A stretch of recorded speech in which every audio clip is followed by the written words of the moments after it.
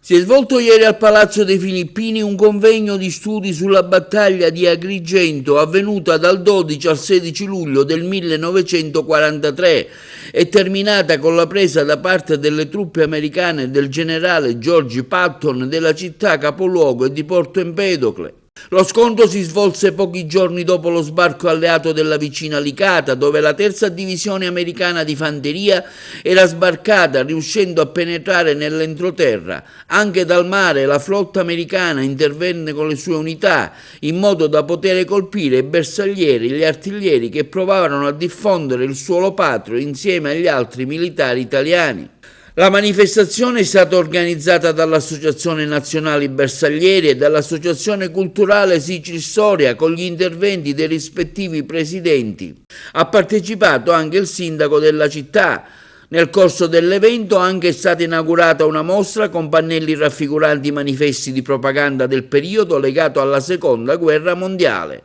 e sarà visitabile per i prossimi 10 giorni sempre al Palazzo dei Filippini. La nostra Agrigento è stata coinvolta, parliamo degli anni 40-45, periodo della Seconda Guerra Mondiale, periodo del fascismo, c'è la crescita e la nascita di altri movimenti sociali, la problematica dei partigiani che sono riusciti a controbattere perfettamente gli invasori. Io sono anche legato a questa iniziativa e per la grandiosità dei manifesti e per la loro storia, ma perché è la memoria quella che deve restare, la memoria di quello che è stato principalmente essendo legato anche in maniera familiare al mondo dell'esercito, perché papà mio è generale dell'esercito, mio zio, fratello di mio padre è generale dei bersaglieri. E quindi capite bene l'interesse mio è veramente il grande apprezzamento per questa iniziativa. Allora, abbiamo pensato di ricordare con gli amici dell'Associazione Nazionale Bersaglieri e col collega Toto Fucà di ricordare la battaglia di Agrigento che avvenne dal 12 al 16 luglio del 1943. Praticamente gli americani sbarcarono tra Gela e Licata, le truppe della terza divisione del generale Trascotti andarono verso ovest e quindi arrivarono sul fiume Naro e provarono a prendere la città. Da lì partì uno scontro che iniziato il 12 luglio terminò il 16 dello stesso mese. Per 5 giorni ci fu uno scontro furioso tra i nostri bersaglieri, i nostri artiglieri e gli altri militari.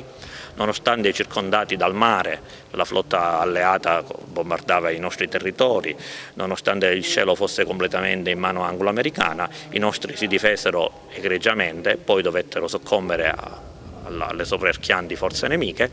però scrissero una pagina di storia militare di grande valore, troppe volte dimenticata, e noi abbiamo voluto dare un ricordo a tutti questi coraggiosi, molti dei quali morti. Questa manifestazione, questa iniziativa di stasera, ricordiamo i tragici avvenimenti dell'estate del 43, un'estate molto calda per Agrigento e dintorni, perché nei giorni precedenti c'era stato il colossale sbarco dell'armata anglo-americana che interessò anche le spiagge dell'Agrigentino, specificatamente Licata. Quindi la città capoluogo fu oggetto divenne un campo di battaglia, se consideriamo che gli americani da Licata per arrivare ad Agrigento stettero 6 giorni di aspri combattimenti, chiaramente con una disparità di forze enormemente a nostro sfavore, perché